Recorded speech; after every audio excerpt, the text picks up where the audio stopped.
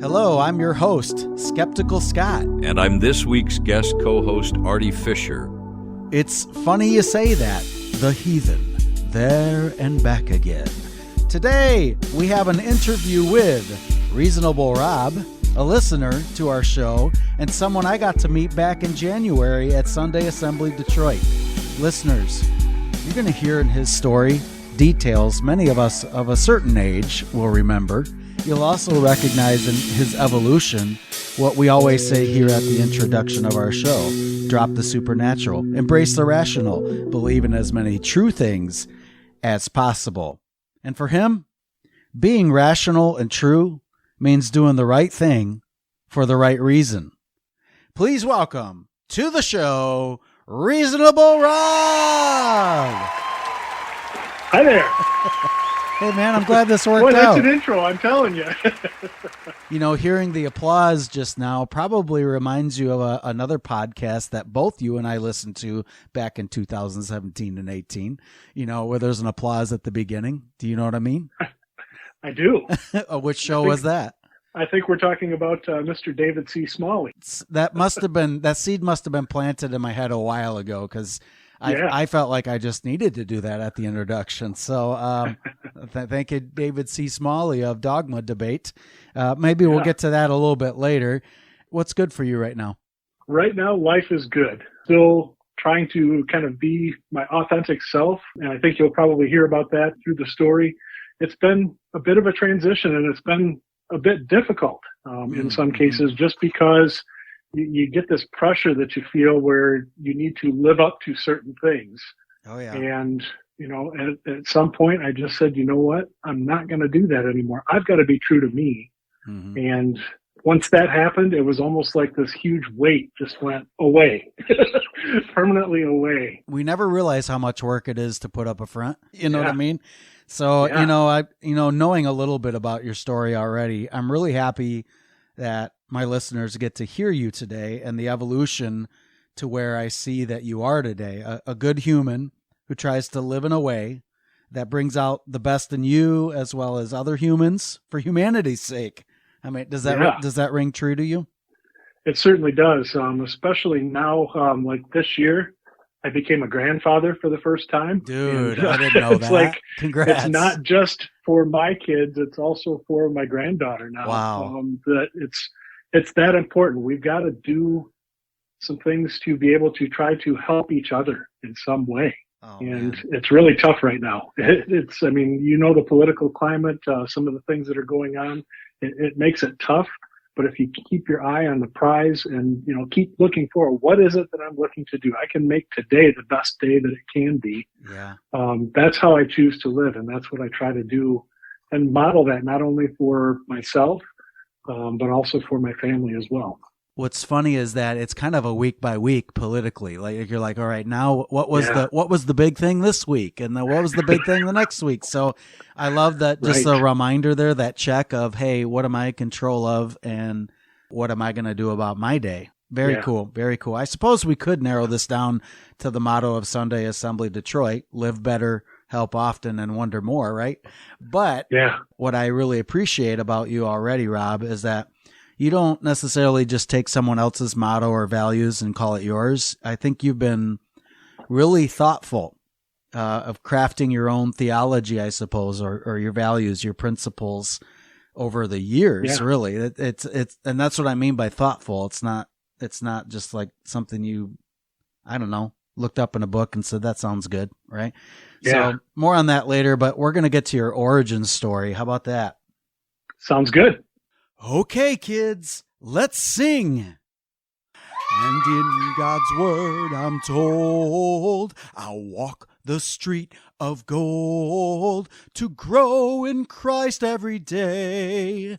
I read my Bible and pray. Yay! All right. Hey, how's that feel to hear those words? That takes me back like to my very early childhood, for sure. Yeah. That was one of the songs that we would sing, it seemed like ad infinitum, at the Christian school that I went to when I was very young. And I got there a little bit differently than some other folks might have, because I actually started school a little bit early. In 1977, I was 4.5 years old when they allowed me to actually start kindergarten. Wow. But my mom was absolutely adamant about it. At that point, my mom was a single mother, and she recognized something in me that was like, I need to do something to help him get rid of some of this energy, because I was learning to read. I could write some things, stuff like that I was being able to do before I even got into kindergarten. I had some early intelligence, if you will. It didn't always translate well in the classroom, though, because you're still a lot younger than some of your classmates, and it takes a little while. I had some real issues there because I was still very young, including the school that I went to was actually in the Lansing area. At that time, I was actually in Lansing proper, and the school was on one side of Saginaw Street, which is a major road in Lansing for those people that might not be familiar. I was dropped off by my preschool, and I kind of walked like I was going into the front entrance, but after the bus had left, I kind of turned around. I had a nickel in my pocket, and I wanted a sucker before I got to school, so I crossed over Saginaw Street to go to the little store on the other side. Bought my sucker and crossed back over. The teacher, where were you? Everybody else is here. Where were you? Oh, I had to go get a sucker. Yeah, well, not something that you probably should be doing that young. I see a lot of initiative. Yeah. That's pretty cool. I want my listeners to hear about, I know this is not his real name, but you clearly remember the first time meeting Pastor Jim. Yeah. Yeah, I do. Tell us about it. Sure. That was a part of the Christian school. I went to that school for the first year, and my mom had a friend of hers that was very much a conservative evangelical, and they had a new Christian school that had started up in their area, and she convinced my mom, hey, you really need to enroll him at this Christian school. And so my mom worked her tail off. Again, at that time, she was a single mother, but she somehow found a way to scrape enough money together to pay the tuition to be able to send me to this Christian school. I didn't know anything at the time. Pastor Jim, okay, he's another adult. I didn't really know a whole lot as far as church structure because I wasn't really raised with that at that point. Right. So we're going into, the first day of school, and I'm hearing from Pastor Jim about God. Okay, what's God? And then I'm hearing about Jesus, and Jesus, somebody that can come in and save you from your sins. He actually died for your sins. Pastor Jim was telling us this. Every person that has ever lived is one that, is broken. And man, as a 5.5-year-old, I'm thinking, I don't want to be broken. Sorry. It's kind of scary. You're naturally broken beyond repair. All of us, right? Right. And he went on to talk a little bit too about Jesus, and that Jesus was this person that magically died for your sins and wiped all of that bad stuff that you've ever done or ever will do. It was just gone. He paid the price for that.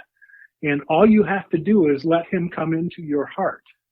And now think about that for just a moment. As a 5.5, 6-year-old man, what does that mean? What? It didn't sound right. Yeah. So this is the first day that I'm there, so I had a lot to really kind of think over. But he also talked about hell. That particular church and school that was there, they very much had a hell theology, if you will. Hell is a real place, and it's filled with fire, and that's where people go that do not accept Jesus as their Savior. And scary for for that young. That's the stuff that kind of keeps you up at night, especially if this is I don't know. You think about how innocent kids are until they, I guess, learn some harsh realities, and if that's becoming your reality, that's pretty spooky in my mind. Yeah, for sure. And it was one of those things where, it was like they needed an answer, right now. Pastor Jim wanted to pray with me right now. Hey, come pray with me so that you can invite Jesus into your heart. I'm like, it sounds kind of weird, but okay. Okay, you're the adult. I'll give it a shot. Your lead. Yeah. So I'm not sure for you, Scott, I'm sure you remember the sinner's prayer. Mm-hmm. And that was something that Pastor Jim said right along with me, accept Jesus into your heart, believe that he is the Son of God and he is going to save you from your sins, and ask him to come into your heart. And that was it. He prayed with me, and I don't remember the exact words, but he gave me a big old bear hug after the fact. I love it. You are now going to be with me forever in heaven. Did you say this is day one? This is day one. Yes. All right. Here's what you don't know. What happened after that bear hug and that you walked out? He went to his tally marks. I'm sure you are Jesus, correct. Aren't you proud of me? Right. Maybe that's a little cynical of me to say that, but I suppose if you really do believe that does bring you joy to think, I just saved someone's soul. Right. And, in looking, I don't want to get too far ahead, but sure, that's something that's pretty common with a lot of that type of theology and a lot of the stuff that happens with evangelical churches in particular. You have to get these people to understand that they are going to die and go to hell. Hell is a real place. It's not figurative. Right. And so, I'm sure they're coming from a good place. It's just kind of weird for somebody that was that young. I did have the hell scared out of me, I guess. So. Yeah, well, yes, I know you were reading already and all that, but it's not like you're necessarily digging into the Bible to see what it says about hell. But apparently school uniforms are in the Bible, right? Yeah. Boy, it's amazing for that particular school. And you may also be familiar with it. It's called Accelerated Christian Education. ACE. Or ACE. Mm-hmm. That was the type of school that was a part of that church. And they very much encouraged students to wear the colors red, white, and blue. They very much every morning would start the morning with, a scripture reading, with the Pledge of Allegiance to the American flag, and then also to the Christian flag and to the Bible. And to this day, I still remember those pledges. 3 pledges. And that was an everyday thing in school. They very much were trying to establish something. I didn't recognize it obviously at the time, but it's now what we would probably call Christian nationalism. The white flag. Oh yeah, with the cross. Yeah. And I would also call it indoctrination, because you're chanting it over and over and over and having it drilled in your head without really understanding it. That was a part of every day at the school. So it's not like you have a choice to just kind of ignore that. You are getting it every single time that you go to school, and that's the start of every day. There was one thing that was about that school that was kind of interesting, though, in that it was self-paced, if you will. They would give you these little workbooks that they called PACEs. Yeah. And you would go through those books. The teachers were there pretty much. They would monitor and make sure that you're getting the required number of pages done in each subject. They had typically like 5 or 6 subjects. It just depended on how old you were. Your math, your spelling, science, social studies, just typical studies, but it was all done at a self-paced manner. For somebody like me that kind of had some gifts in reading, it wasn't difficult to be able to do that. I could do that pretty well. Yeah. I'm sure your social skills kept up with that pace too, right? Ooh, I wish. Unfortunately, I'm only joking because I know a little of your story, but I also picture, my son was similar in that regard as far as being able to read early and not always picking up on social cues. And he did learn, but there's some lessons for sure. It was tough.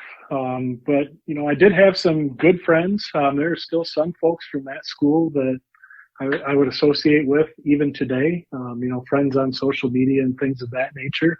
There were some good people that were there, but there was also a lot of that indoctrination. And one of the things that they definitely did was try to be politically active while they were there as well. Yeah. They had something every morning where some of the older students, I never quite got there, but 7th grade, 8th grade, they would go to the flagpole every morning and raise a flag. at the end of the day, they would take that same flag down, and it was almost ritualistic the way that they did that. It was an important part for the school every day to be able to do that. And they were using that as a political statement. We are one nation under God, and we're trying to use this school to do what we can to glorify Him and be a part of that. There were rallies and things like in the Lansing area there. Obviously, the Capitol is there. I remember specifically going to an anti-abortion rally at the Capitol steps at some point, as and an holding a elementary sign. kid, right? Yeah, elementary school. Here's my sign, no tax dollars for abortion. Never mind what the hell's an abortion. I was there pretty much through sixth grade, the last year that I attended that school. And, it was, like you said, it's indoctrination, doing the same things over and over.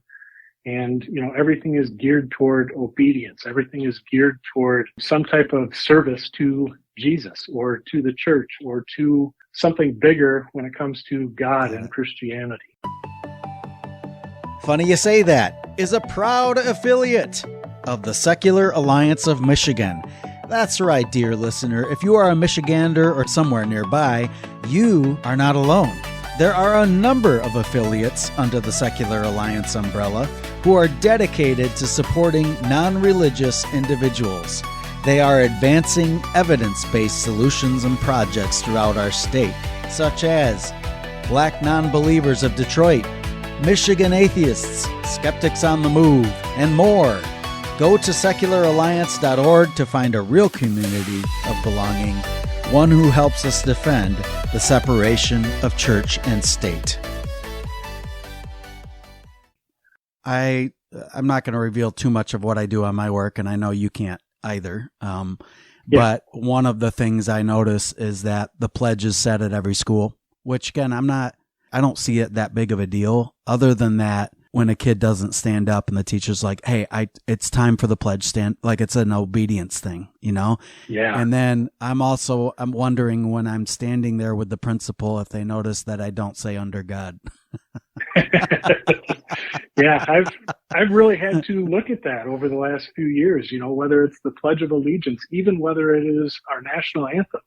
I have nothing but respect for our servicemen and women that have, in some cases, given everything to this country, right? In service to the country. And yet, there's just something that rings hollow when we don't have equal opportunities for everyone, when we don't treat people the way that they should be treated, when we do things that are just not in alignment with some of my humanist values. It really just, it's a source of frustration.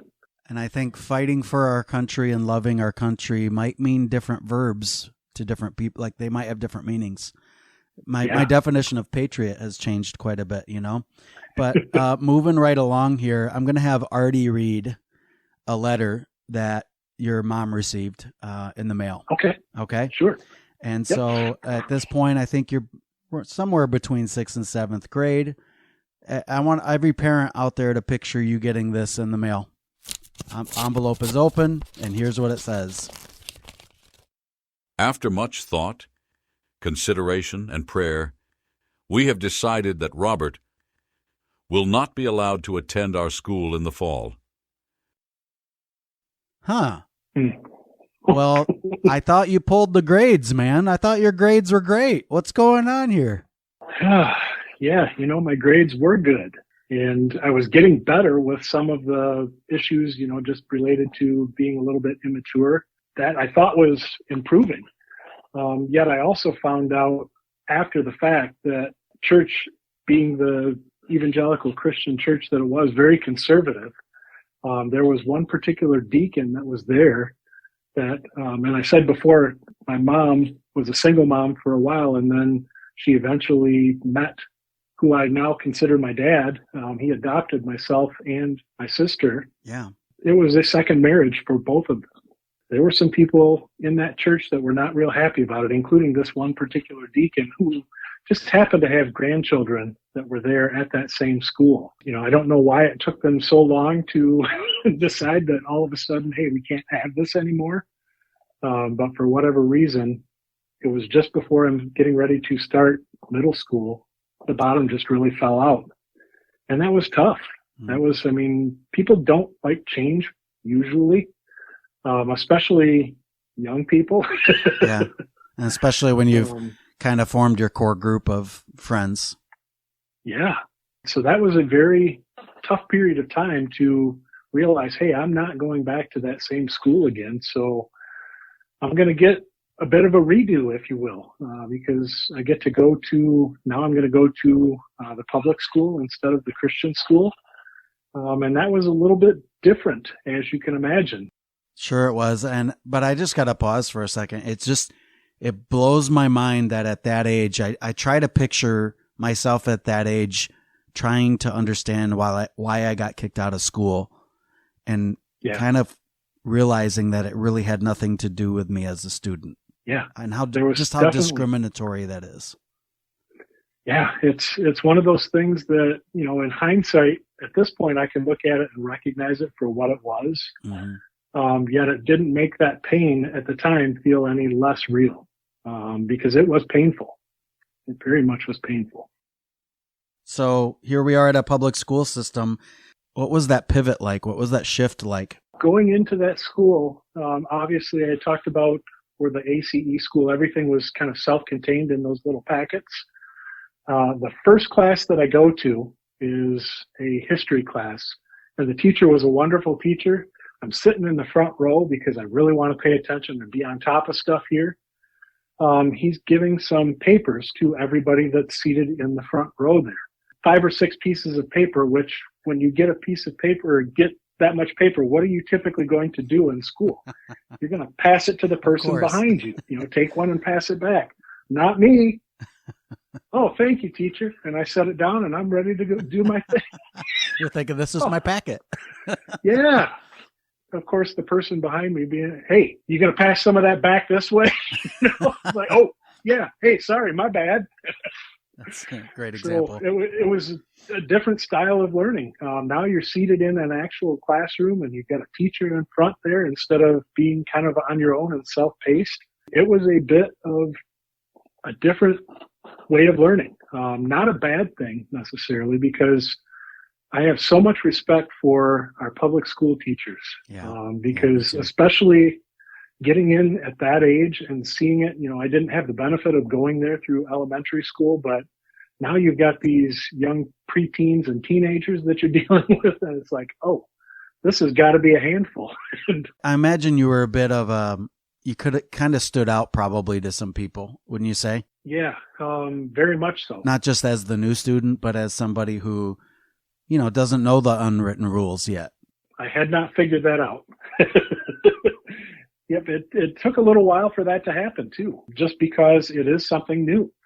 I was pretty good at picking up on listening to the teacher when they were up there talking and, going through examples on the board and things of that nature and reading in class. I could do all of that, but it was still those social skills that were pretty much lacking, because you go from somewhere where you're essentially, you've got a few friends and, you hang out on the playground and stuff, but now you're in an actual classroom. And sometimes there's going to be group work where you're working with other students that are there. Was a lot for me to be able to process, and I still had some difficulties there. And it was to the degree at some point during that first year there, just the bullying that was going on, it was just terrible. Mm-hmm. I really struggle with that. And even to this day, I still remember sometimes those bullying things, like if I'll see something on a TV show or something that happens in our community, I still get very, very upset. Bullying is still a hot button issue for me, because I remember what it was like when, you got 3 or 4 kids that are just constantly giving you struggle. You go into the bathroom on the last day of school and you got a couple of people that are in there ready to start punching you just because it's the last day of school. And that's, you don't have anything better to do. That type of thing still bothers me to this day. And it was a struggle. And I imagine, when you don't have your same friend group that's usually there to back you up, you're going to turn to an adult, and maybe that adult isn't at school. Maybe it's somewhere else, right? So you didn't drop the religion part of your experience. So tell us a little bit about, I guess, who you turn to at this point for help with what's happening at school and how they responded. Yeah. Well, we obviously stopped going to the church that was associated with that other school. And now we found a different, still a fundamental evangelical church that was there.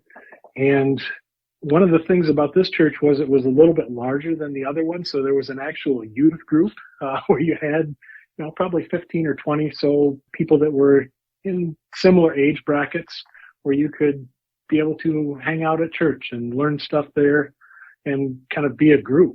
And they were large enough that they had an actual youth pastor that was in charge of that particular group.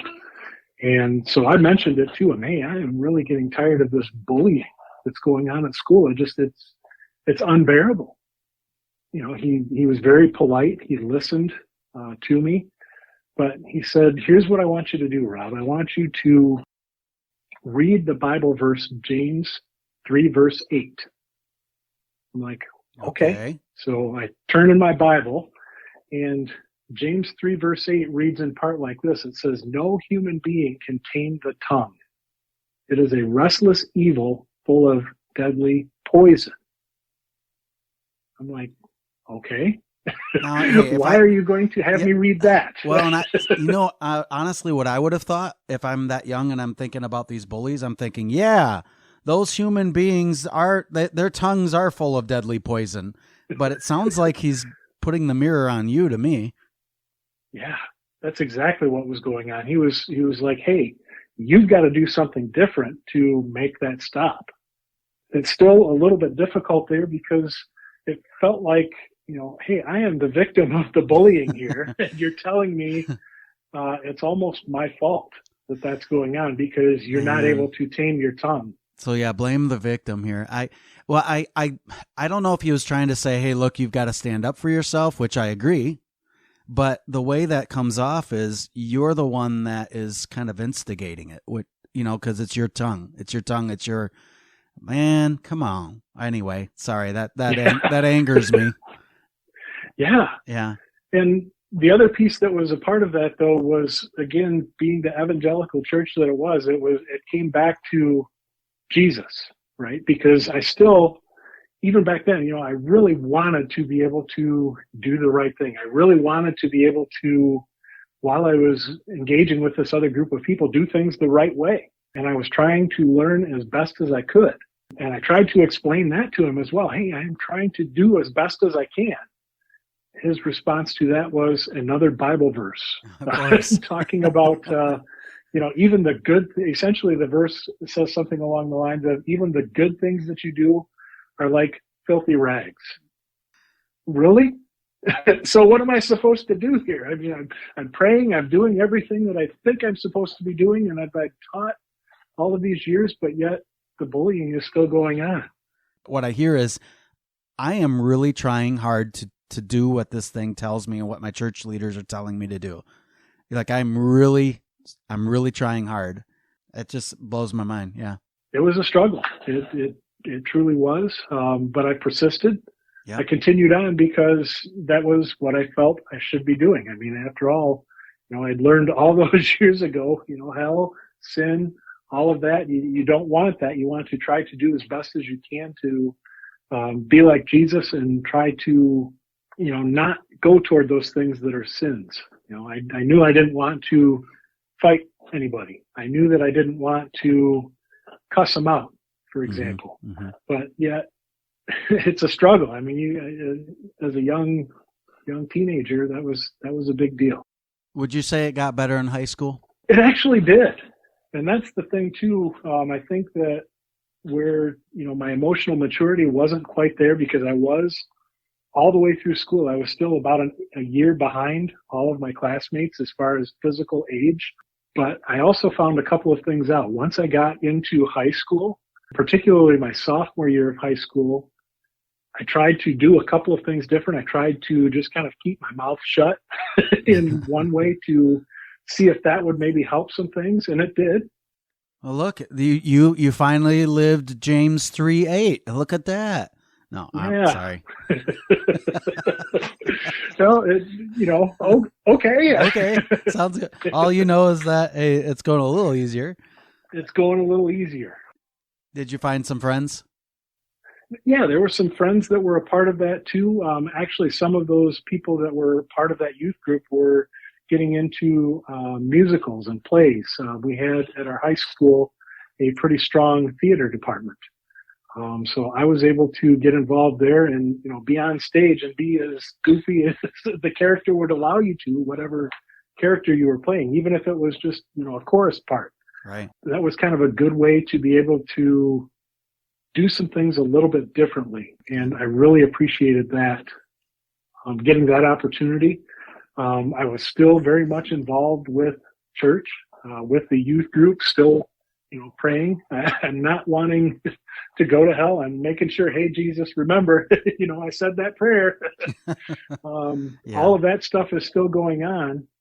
But things got a little bit easier. I know you can't see me right now, but high five, okay? A thespian high five. We're both thespians, okay? Awesome. I love it. Before we continue Rob's interview, let's pause for a second because you know what time it is. We think it's real important to question what you know. But before you leave this podcast, it's the skeptic of the show. Today's quote is to the point. It comes from Aaron Ra. Aaron is an atheist activist and host of the Ramen podcast. Aaron is also a member of the American Atheists Board of Directors. He was recently commenting on the behaviors of the religious right and asked a simple question. How did willful ignorance become a virtue? Aaron, I'm continuously astounded at the lengths of denial politicians and citizens of the religious right will go to gain power. It's hard not to get depressed at that denial from friends, family members, and others, but it helps to know we're not crazy when we know others are asking that same question. You know what else helps? A dog who loves you. I got to meet Aaron's amazing giant white fluff ball at the American Atheist Conference. His name is perfect for a big white dog, Falcor. If you don't get it, go watch The Never-Ending Story. Let's go back to Rob's interview. Now it's time for post-high school, isn't it? So what are you thinking? Well, the one thing that did happen my senior year of high school was a little bit difficult because we had to move away from the area. My dad was working in a job that didn't have as much stuff going on in mid-Michigan anymore. So we moved to the state of Indiana in the middle of my senior year, and I actually finished high school. Wow. Yeah, it was a little bit different. I finished high school there, did a couple of things a bit differently with that, in that I still had some other people that were there that were part of the plays and the musicals, and it wasn't quite to the same degree that it was what I was used to, but I still enjoyed it. I think by the time my senior year had rolled around, I had kind of gotten really a new fresh start there because nobody knew me. Nobody knew all of the dumb stuff that had happened, over all of those other years. So that last little bit of high school there, I got my diploma, and then I decided it's time to go to a Christian college. Okay. That was still a very much big part of my faith. And I thought I needed to go and get that at a Christian college so that I'd have the best chance to get more information. Okay. Was that Christian college? Was it in Indiana, Michigan? It was in West Michigan. Yet another fresh start. And so what are you studying? Well, when I first get there, I'm thinking I'm going to go toward math education. I tended to have some aptitude there. Let me do that. And once I got to the college, I realized, nope, that's not going to be for me. I decided to just take some general studies for my first year while I was there. And one of the things that I did get a chance to do while I was in school was get on the campus radio station. Oh, yeah. Another Cool. friend of mine, we were talking, we saw a flyer. Hey, they're looking for DJs there. Hey, we could do that. So that's what we ended up doing. I was the second semester, my freshman year. Wow. He and I started doing a radio show, and we did that for the next 3 years, all except for our senior year. We did not do it then. I continued on doing radio myself. It was a good thing to be able to do that. Great job picking a career of stability that's going to carry you for decades, right? If only were that simple. So you were saying, though, that that's what you did. Was that a job? Was that a study? What was that? That was part of my studies. I ended up, because I was having so much fun doing that, I decided I wanted to major in communications. Great. So that's what I ended up, communication arts and sciences degree. That's where I ended up at. And there was a bit of focus with radio, with TV, some of the broadcast arts that were there. But I also minored in sociology because there was something that was kind of drawing me in another direction and wanting to help people. Mm-hmm. So I thought, let me get some other background with that, and that would be a good thing to be able to do. My major and my minor put together, I still feel, even though, it was a Christian college, the education that I got there, I cannot complain about. I think it was a very good liberal arts education. I get a chance to experience life kind of on my own and away from my parents. They're down there. They had moved, obviously, to Indiana at that point. And it was far enough away that I could live my own life, and yet it was close enough that if I really needed to come home for something, I had the opportunity to be able to do that. Okay.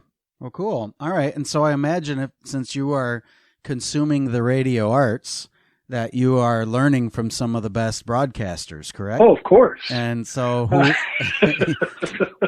Yeah. who's one of the broadcasters?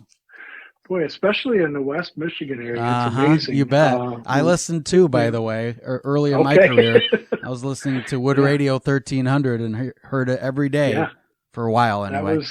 That was it, right? I actually did, as a part of my studies, I did an internship that was there at Wood Radio. Oh, wow. And I also did a different internship the semester previous to that at one of the local rock stations. So getting some, West Michigan roots that were there. How about that? And of course, who was on the radio on Wood Radio? It was Rush Limbaugh from noon to 3 every weekday. That was a big part of my college experience. And well, let's face it, he was quite talented off the cuff on the mic, Very much so. He had a way of being able to say things that certain members of his audience might be feeling and had the ability to say them out loud in a way that people were like, yeah, you're right. And, one of the themes that regularly came across with that, and even with some of the books that he had written back at that time, he had 2 books. One of them was called, I think, The Way Things Ought to Be. And then another one, See, I Told You So, like right back to back. Those were both written while I was in college. His show tended to focus on ways that especially white men were being persecuted. Poor white men.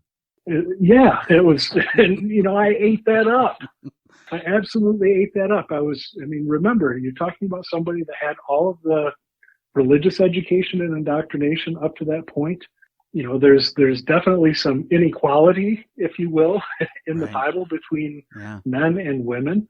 And then now you add this other component that Rush did when it talks, talking about people of color, people who may have a different sexual orientation, and throwing all of that, and that's bad. That's bad. You're being persecuted because it was right around the same time when Bill Clinton was elected. So there was some change in the country as well. He made it sound like everybody was trying to stick it to the white guy just for being white. Yeah. And I ate that up. The reverse racism, things like that. Yeah. I really ate that up. And that's one thing that even now I'm embarrassed to say that because it's, you have to go back though, given what I talked about, earlier, people in my community, there were not very many people of color. If there was a LGBTQ community, for example, it was very much underground. Mm-hmm. It wasn't out in the open. So I was pretty sheltered from all of that. In college, it was a little bit different. We had some international students, a few more students of color. And at that time, they were just getting started with a gay-straight alliance on campus. So there were some things that were different. It was just, for me, it was a lot. And seeing all of that, it just, for whatever reason, I gravitated toward Rush Limbaugh. You said a long time ago, you said people don't like change a whole lot, right? So you're seeing these potential changes that have to be made, and who wants to do that? Yeah. I mean, you should thank God for making you an American, Rob, and instead of feeling guilty about it, help spread those ideas worldwide, right? Ooh. That quote unquote Rush Limbaugh. Yeah. That's that kind of sums it up, doesn't it? It really does. You should be thankful. I ate that up. Yeah. And that's the sad part. I learned a lot while I was in college. Those are some of the things that if I had like a redo, in my mid-50s now, I would love to have some things back and do some things a little different. But we can't do that. All we can do is move forward. So I've chosen to kind of use that. At this point in my life, that's a learning experience. It's good to be able to grow and do some things differently when you know better. I agree. But how can you argue with a statement like you should be thankful and you should be grateful? I am grateful I was born here. I mean, there's certainly a ton of privilege that we get. If you picture a dice roll on where you're going to live, we won the lottery. And so now the question is, what do we do with our winnings? Right. And, yeah. Yeah. It makes a difference. So in terms of employment, then you've got your degree, you've done some work with the radio, you're listening to the radio, that's for sure. And then we're not going to reveal where you work, but let's just say a civil servant is what you decided to do. Would that be the right way to say it? Absolutely. And what was appealing, I guess? What was appealing about doing something like that? Two things. Number one, I had realized at that point, kind of what we were saying earlier with radio and the lack of steady income, if you will. Right. There's all the time things that are happening in the broadcast business that just probably wouldn't make it conducive to make that a career. So I was very happy when I was able to get into the civil service and be able to try to make an impact with other people, because I'm still that positive person. I'm still that evangelical Christian at that point. I want to be able to impact people in some type of a positive way without, proselytizing or doing anything along those lines. In government work in particular, you're not supposed to do that. And even back then, I recognized that. You knew that, yeah. But I still wanted to be able to try to help other people. I'm still in that same civil service area, 30 plus years later. Well, and I'll just say thank you for your service, because I think of other civil servants like teachers, like the military, like it's not easy, particularly when it's a public service. You don't really get to choose who you're serving. You get what you get and you make the best of it. Is that fair to say? It is fair to say. And in doing that, there was more of the change that came along too, because that civil service job was not in West Michigan where I was living at the time. I moved over to the Metro Detroit area. First real job, if you will, at age 21. And that was also a learning experience. Yeah. So good. So you're on the southeast side, you're learning some things. And I guess I'll just say one of your supervisors suggested you try something. Yeah. Yeah. I'm going at work and I'm doing as best as I can. In doing that, the supervisor said, "Hey, we are going to, I'm wondering if you would be willing to go to a diversity conference. This is something that we want to do within our agency here. We're trying to make an effort, making diversity a strength in our agency. And I wonder if you would be willing to do that." Number one, it was flattering because I felt like, hey, somebody is recognizing that I'm trying to do some things well. This was not done as a, you need to do this. This was a, No. I bet you'd be good at this. This was a completely voluntary thing where gotcha. it was just suggested. I was honored about that, and yet at the same time, I couldn't help but remember that, you know, diversity is a way to stick it to white guys if you're listening to Rush. Well, and if you're listening today as well, Yeah. to a lot of our leaders. Yeah. Some things just kind of keep going. But, Sure does. But I did that. I actually went to that conference. I really wanted to do it with an open mind. You know what? Let me see what's really going on here. I've heard about these things. Let me see what's actually happening. And I'm telling you, Scott, that was a life-changing experience. Going through that conference, if I had to pinpoint something in my life that was a moment of, here's a pivotal shift in everything that you have done up to this point, it was that diversity conference. Wow. Yeah. Your vision changed. It truly did, because, you know, now I'm learning and seeing we have people that have different backgrounds, different abilities, different strengths, even different weaknesses. Those things can elevate the entire agency to a level that we would not have thought possible. When you've got that many different kind of worldviews coming together, it's amazing what happens when you do that and try to solve real world problems. Mm-hmm. Yeah. And, that was the start for me of, hey, it is not just about the color of your skin or the fact that you were born a male. It is a lot bigger than that. Start focusing on humanity and the humanity in other people that may have different experiences than me, you know, look different than me, talk differently, different values and beliefs, different religions. Yeah. All of those things, I started to view them as a strength instead of being something that was either a weakness or something that was going to divide people.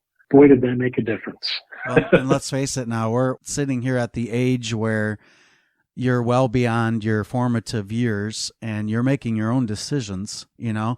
So we've talked about, you know, college and career, and I want to bring that spirituality component back in and ask, you know, with that diversity training component, how does that kind of crash into that world?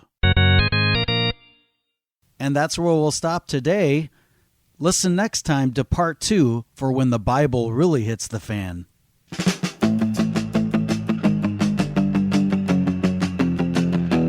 Thanks for listening to Funny You Say That with Skeptical Scott and friends. Find all of our episodes at skepticalscott.com. Our intro music was created by my friend Jimmy Dells of the Internet Explorer podcast. Any other music or sound effects were provided by this week's co-host, Artie Fisher. Have a question? Interested in being a guest on our show? Or you just want to share a part of your Questimony? Email us at heyskepticalscott@gmail.com. Drop the supernatural, embrace the rational, believe in as many true things as possible. Otherwise, you may end up believing in something that is even more artificial than me. See you every first and third Friday. May skeptical thoughts be with you. And also with you. Cheers.